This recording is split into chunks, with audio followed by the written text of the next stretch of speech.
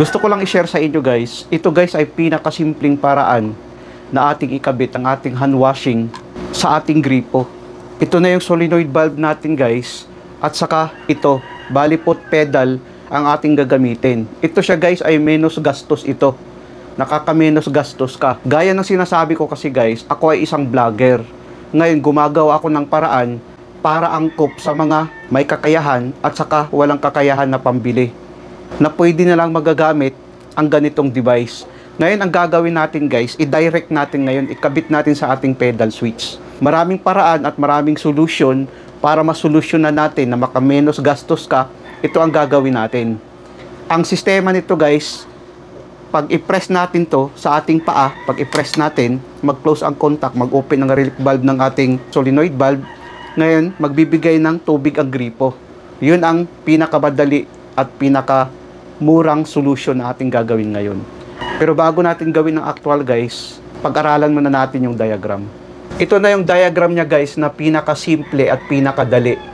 Dahil tatlong involved lang na device, circuit breaker, pedal switch at saka solenoid valve. Ito na yung pedal switch natin guys. Ito naman yung solenoid valve natin, no. Ito ay normally closed. Ito naman sa pedal switch ay normally open. Kung ating i-on ang circuit breaker guys, magkakaroon siya ng voltahe, no?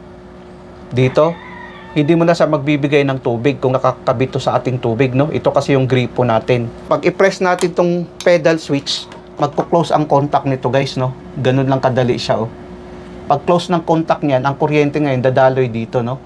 Gumana ngayon ang solenoid valve natin. Itong solenoid valve natin, pag open ngayon ang relief valve, no? Pag open ito guys, magbibigay siya ngayon ng tubig sa ating gripo. Ito kasi yung gripo guys, water faucet gripo. Dahil nag-close ang contact niya. Ngayon guys, pag hindi natin apakan to, mag-open naman ulit ang contact nito.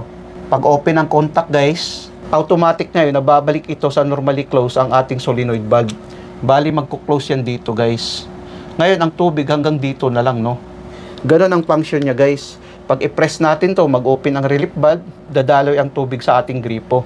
Ngayon, pag hindi naman natin to apakan, mag-open ang contact niyan, mamamatay ngayon ang ating solenoid valve, babalik siya sa normally close. Ito kasi siya guys, itong pedal switch, pag i-press natin to, mag-close ang contact niyan. Pag bitawan natin, mag-open ulit.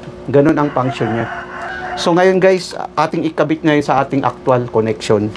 Ngayon guys, na-off na natin yung gripo, try natin tong tanggalin ngayon. Tapos ilagay natin yung solenoid valve natin.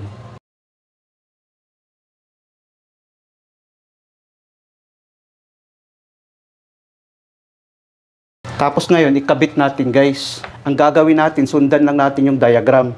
Itong dalawang ito, igano natin kahit saan dito guys, kahit saan dito. Itong dalawang ito, lagyan natin to ng tape. Dapat nakapatay yung circuit breaker natin guys, para hindi tayo makuryente. Lagyan natin to ng tape. Dahil demonstration lang naman, konting tape lang ang ilagay natin. Tapos itong isang ito guys, ilagay natin to sa ating circuit breaker. Ilagay natin dito. Tapos itong isa naman guys, ilagay natin sa line 2 ng ating circuit breaker. So bali ganun lang ang connection guys, napakadali lang. Tapos isarado natin to konti, ganun. Ngayon i-on natin yung tubig. Ayan, may tubig na yan guys. I-on natin tong circuit breaker. Ngayon guys, pag apakan natin to, magbibigay siya ng tubig. Kung makikita natin tong pedal switch, pag apakan natin to, magbibigay siya ng tubig. Tingnan natin. Ayan, no. Kung maghugas ka ng kamay, ayan, no. Kung makikita natin. Ngayon, pag bitawan natin guys, mamamatay. Yun ang kagandaan sa pedal switch dahil makakamenos gastos ka. Pag apakan mo, magbibigay siya ng tubig. Ngayon, pag bitawan natin, mamamatay. Pag apakan natin to, maghugas ka ng kamay kasi mag-open ang relief valve. Pag bitawan natin guys, mamamatay. Yan, no, kung makikita natin, inaapakan ko. Ganun lang sa kadali guys. Dahil itong solenoid valve natin ay 220 volts, ang supply natin sa bahay ay 220 volts. Tapos ito guys, nakaka-adapt to ng 220 volts. Ganun lang kadali at ganun kasimple. Apakan natin, hugas tayo ng kamay. Tapos ngayon, pag bitawan natin, mamamatay. Apakan natin ulit. Hugas tayo ng kamay. Pag bitawan natin, mamamatay. Ganun kadali at ganun kasimple. Try natin ulit dito naman sa kabila. Pag ganun natin, hugas tayo ng kamay. Bitawan, mamamatay.